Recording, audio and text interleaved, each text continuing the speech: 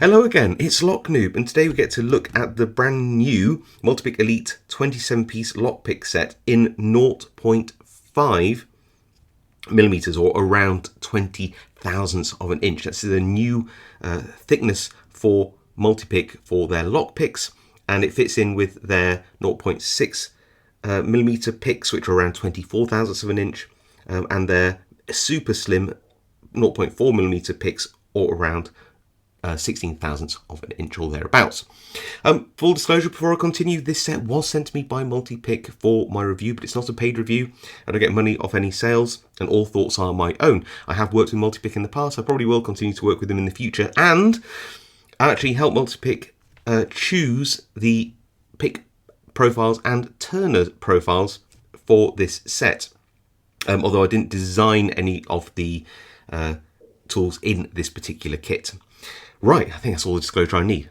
So, 0.5 millimeters, what is all that about? Well, you may remember that they already do a dual gauge set of picks which are in 0.6 millimeters and 0.4. Let's just grab a couple of hooks out of here, and you can see the difference between the 0.6 and 0.4 quite clearly, I think at least. You can see that this is markedly more thick, 0.2 millimeter thicker, but you can also tell if you get one just by rolling your finger across the top like that and then trying this with the other one.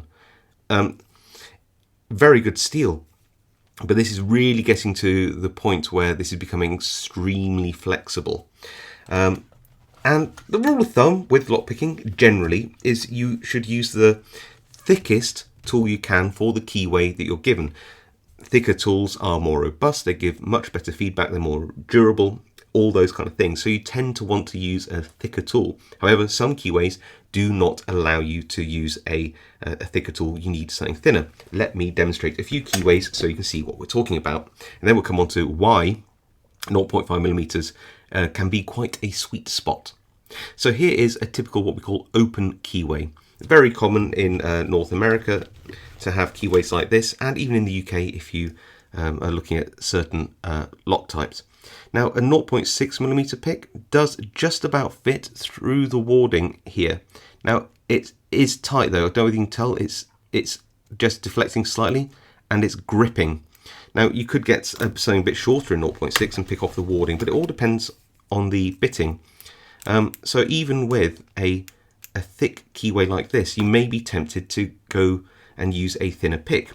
Something thinner like a 0.4 will definitely work. It'll slide through this keyway so easily, but then you've got to contend with the lack of feedback and that flexible nature of the pick. Something in 0.5 millimeters, and there are more use cases than this particular lock, is just perfect for picking up through the warding on locks like this without rubbing on either side and robbing your feedback. It's that sweet spot of thickness for locks like this. Going on again, a typical Euro cylinder might look like this, and compared to an open keyway like this, you may be thinking, well, it's a bit paracentric, you can't pick up through the warding, but it is, you know, it's quite tight. And yeah, it's quite tight, and you can use you know, a thicker pick, this is a 0.6, to sort of pick up on the side warding here. That's fine.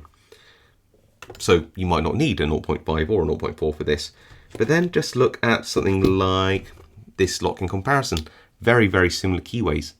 But look how tight we're getting. This is a third less space. Now, when we start using one of the thicker picks, it becomes a little bit harder to pick up all the way to the top. It becomes a little bit harder to navigate around that keyway. And then we look at something else. Look at this lock, for example. This is almost half the thickness.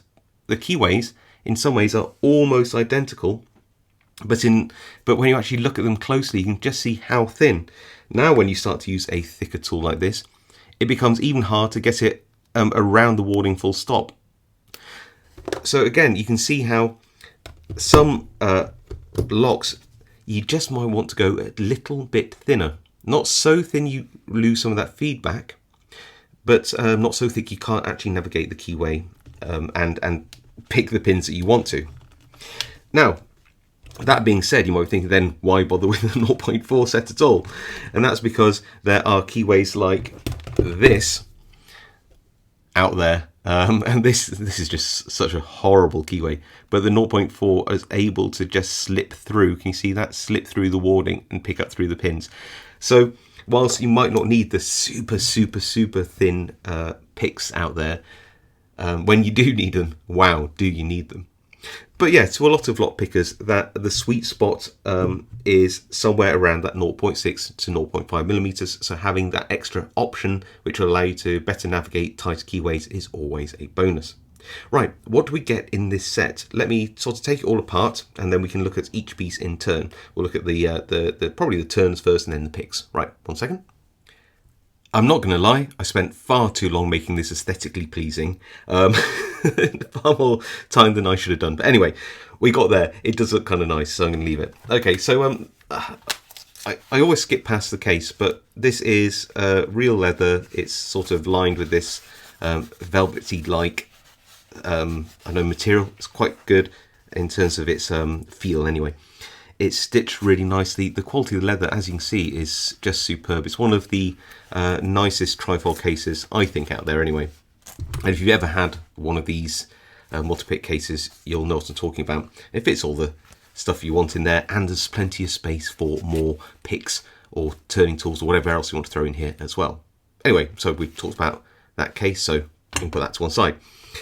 When I was thinking about what we should include in this set, I want it to be a complete standalone set. I didn't want any filler. I wanted like not like a bare minimum, but enough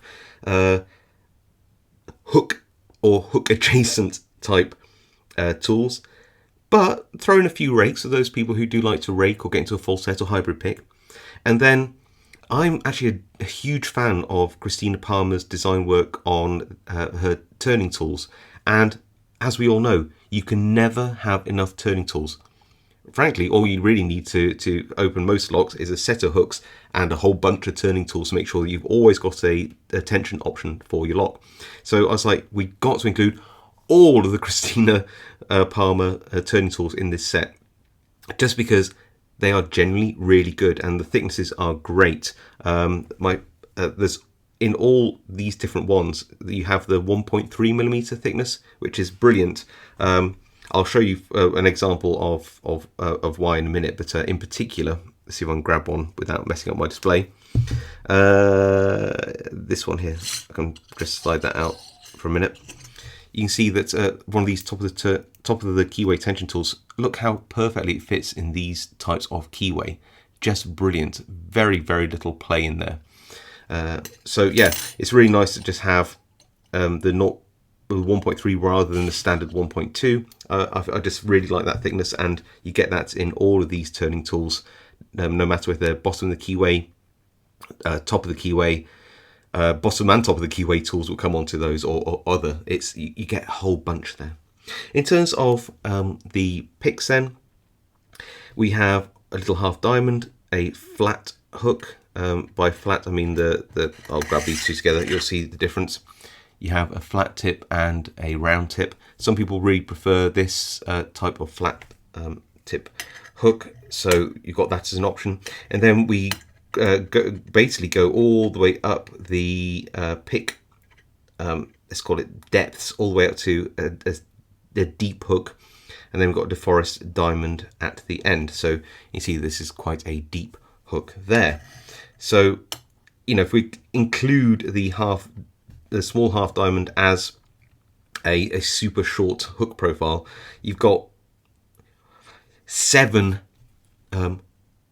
picks which are hook-like, which is really good. If you like your single pin picking, you're going to want a lot more hooks. However, it's always good to have a set of rakes. So we've got a dual peak, your triple peak, a snake rake, and of course something like this, which is one of, I think it's Christina Palmer's wave rakes. And this is a good point to just talk about the general quality of the multi-pick picks. If you ever own one of these, you'll know what we're talking about. But the general finish on these, the tumbling, the shine, the attention to detail, even the sort of etching on here, it's genuinely super high quality. I love the fact that you've got things like the part numbers, the year, an individual serial number, the thickness on here.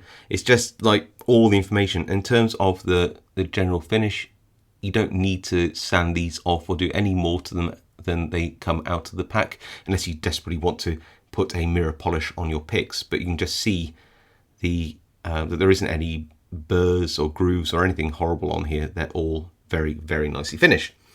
Right, onto the tension tools. So I love these. I'll try and do one of each as we go. So yeah, you can see that. So these are the ones I was talking about. I just love this. Look at this. You can see exactly what it is. It's written on here, and it's really nice. It says designed by Christina Palmer there. You can see you've got two turning tools. One designed for more the top of the keyway. So for something this thick, for example, you might want to put it at the top of the keyway like that. That being said, with a small lock, I've actually put them bottom of the keyway as well. But you've got a longer version should you want to go bottom of the keyway. And look how nice a fit these things can be. Really excellent. So you've got those options. Then we've got the sort of deeper set top of the keyway tools. So if you've got a recessed keyway, I don't know if I've got one to hand. Hold on a minute.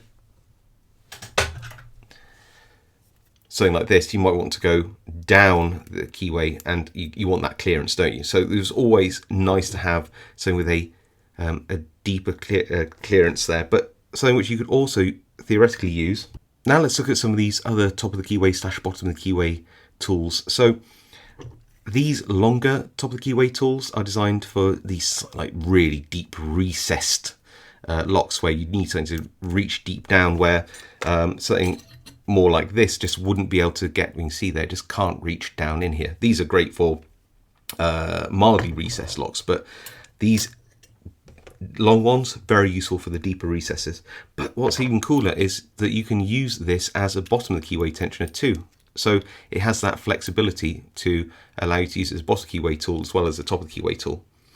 And so we get 3 of the very long bottom / top of the keyway tools, 3 of the slightly shorter ones for less recessed padlocks, and then we get the super short ones here, which I've shown you one of those before, which are, I think, excellent for those types of lock where you don't need to have a recess, and you just stick them on top of the keyway like that, and that's really cool. And then you've got like a tapered angled turner like this, which you can see actually goes, I can't remember the thickness exactly, it says 0.8 to 1, it says on here, look, I don't need to remember, 0.8 to 1.4, look at that. So that allows you to, well, let's demonstrate with something which is quite thick. It'll go in quite deep, and it's angled so that if you have some door furniture or escutcheons to get past, then that will allow you to do that. And then where something's a bit thinner, you'll see it only goes in a little bit less far. Where's that other lock? Here we go. Even thinner again, and it only going in a little bit. That might be a little bit more unstable, therefore you'd want to use one of the other tools, but you get the picture that this is more of a universal turning tool and offset angles to get around some of the extra door furniture.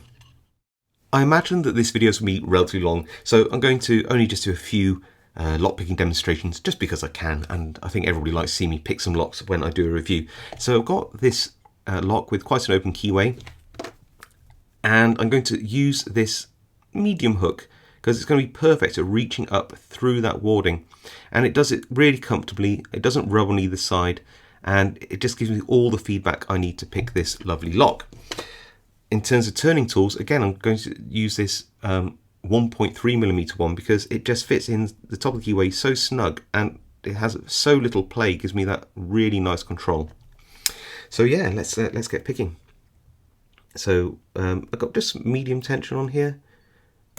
That's pin 5 going through, 3 there going through, pin 1 I can feel is binding, no, it's pin 2, sorry, back to the back. Can't